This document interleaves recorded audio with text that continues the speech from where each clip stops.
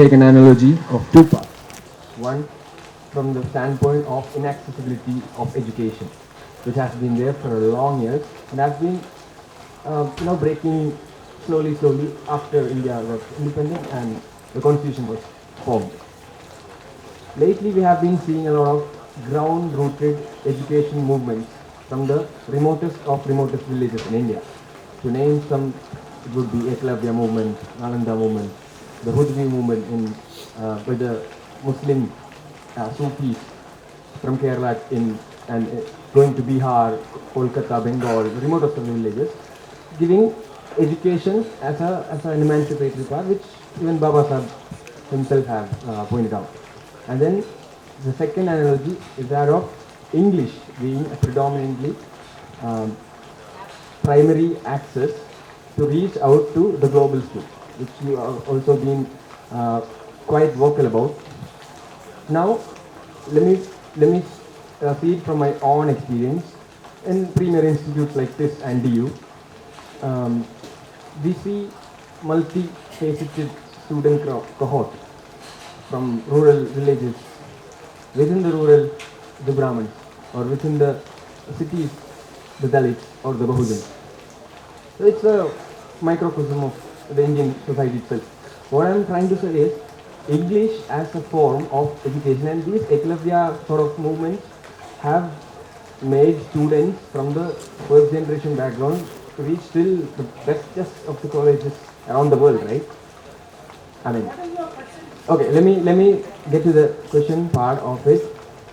There has been a disconnect, which I also feel, being a Malayalam speaker myself, my parents can't understand English, and if I take up this idea of English being, yes, I agree to that, but how do the trickle down of the previous generation, where I would be able to reach, inshallah, Oxford one day, but my parents won't be even, getting benefit of it from a consumer point of view, and the gap, the disconnect is still being relevant there. And how can we think in the future for trickling down of the access through the generation? Yeah, I hope I made sense. Check. And here's their fantastic movements. But they, if you ever sat with Anup Bhai or if you sat with Raju, they'll tell you immediately that they are trying to get 100 students in, 200 students in. How many students is Narayana and Chaitanya sending? As of today, the Indian coaching industry budget is almost comparable to the Indian higher education budget. By 2028, the coaching industry market value exceeds the Indian higher education budget as per trends.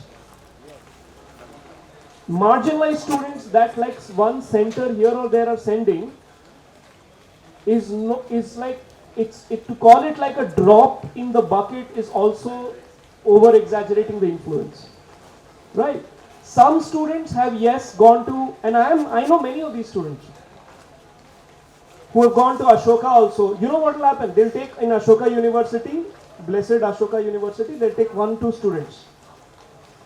And every time somebody comes there, they'll say, here is our scholar, marginalized person, we've got it. 700 students are also there. But they'll bring out these 5. You go to Bangalore, IIHS is there. They wrote to us while I was there, like, can you send some student? One student they will ask. And I was presenting a conference there. One girl from Nalanda was there. And one student, that time I used to teach in Flame University. Flame student was also there. Both of my students in the same class. I asked the girl, I said, they gave you admission here. Do you understand what's going on? She's like, sir, there's completely on her own. But basically what this is their corporate social responsibility campaign. They're taking 1 or 2 students in so that we can't go on Twitter and say, hey, Sonipat College, why are you not taking us? That's what that is. So let's not mistake. Now, within that Ashoka, within that there'll be one small section of maybe SC, ST, OBC student, father, mother, somebody is like IAS officer. What will the first thing they try to do? They'll try to put you in the best school. That's exactly what Professor Kancha's point is. You go in the best school, what is the ideological apparatus there? By the time that person comes to first year college, they are into K-pop and anime and Emily in Paris and all of that is there. Now when you come from Kerala, you're saying, yeah, you're English speaking, I can totally not connect with you. Now this is a crisis. Of course there is there. But that person is also trying very hard to fit in. Right? This lack of communication between that person's cultural capital and yours or even mine. I was that person for a long time. I went to Jadavpur University and these Brahmin guys came to me and said, do you like Jim Morrison? I did not know it was a shirt brand or a singer. They said, do you like Queen? I thought meant actually that time Queen Diana and all were there. I did not know it meant the band. Right? But I had to learn that. Now when I meet younger scholars from community, I have to make that effort, be like, no, I'm on this side of the table. That's a language we have to learn. Part of the reason that vocabulary doesn't exist is there's so few of us. I hope I'm answering. And the last part of your question is parents. This is the other thing you have to learn. For someone like myself, I speak from my behalf, I've spoken about it publicly also. In 10, 12 years, in acquiring this language and sophistication and what tie to put and all that, I have jumped in 10 years, maybe 3 generations that my Brahmin Kayastha friends have jumped. When you jump that far that quickly, you lose a vocabulary with your family. Now my parents, if you ask them, they'll say, he does something. Actually, that's what they've been saying for 20 years. The vocabulary got split very early on. And I've tried most of my 20s and early 30s, I was like, let me try to, I'm the educated person. No. That's the anger, like that this is gone actually. You can't actually have it both ways. You can't learn that entire cultural new language and get into those spaces and also say, I want a foothold back from where I came. Right? But it is the painful process. This is the only other way as it happens. Like, I don't know if I've responded to your pointers, but like, I would challenge this idea that like so many of these people are now coming into higher education and speaking a certain form of English sophistication that actually first generation learners now can't speak to them. I think that's something that we should, that's a very Brahminical propaganda. Let's kind of stay away from that. Or a road cleaning woman or man uses. In India, the only language from which all Indians use not less than 200 words in life is English. From glass, ticket, milk, you just count. And in my village I counted even the oldest woman today does not say uppu in Telugu, salt. So what is there in your mind is, Brahmanism has put in your mind like a pressure cooker thing that English is colonial, don't take it. But for them it is their mother tongue. So I'll give you one example. In my village, I started an English medium school in 2002. And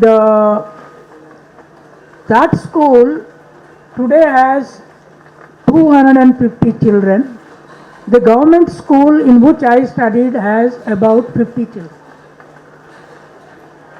Now who are these parents sending there? All of them are agrarian labor, small farmers, SC, ST, OBCs. They want their children to go to English medium. Why? They don't know English. Then one day I went to the school, asked the parental meeting, and told the teachers and parents that make your sons and daughters that do same work at home. Your son should sweep house, wash clothes, wash dishes. Daughter also should do the same. And they were very upset. Study English medium, but not to sweep houses, not to wash clothes. I said, what happens if our son cleans sweeps the house? No, he will lose his mogatanam, his manhood. I said, that much. So the only way is he has to go to America to get that salary. But there, if he does not do all these things, wife will not stay with him. You know what our common sense said? Is that true? Yeah, I said, no wife will work all the time at home and then only woman will clean the house, dishes, everybody has to do. Then she said, in which case, I will see that he goes to America, he gets married, and then he does this work here. How? I asked. She said, I'll close all the doors and make him do these jobs. See, this is the common sense issue. So there is the problem. English is the easiest language in the world. You people have a mental block. It is called scotoma in a technical psychological language. Once you have scotoma, you don't get it. You hate it. Therefore, English is already in every man, woman's vocabulary. There is no other language which.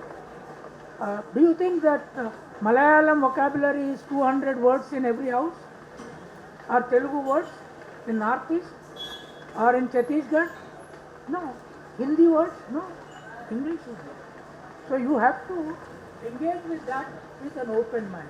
I keep telling, if me, Kancha Ilaya, could write this English, anybody in the world can write English. Anybody. Because I was a damn shepherd, I was a tiller, I was a stupid child. My mother used to call me mad son. Now I am really mad writing these books like this. So you don't worry about that. You can teach. I had a series of 12 videos called Teaching English to Sheep. 12 lessons, how to teach English to sheep. The rich upper caste teach English to dogs. They talk to dogs only in English. Dog, come here, come here, come here, go there, eat, eat. Then I said, no, I will not teach dogs, I will teach sheep, which is a productive animal, you know. So this is all rubbish. Remove that from your mind.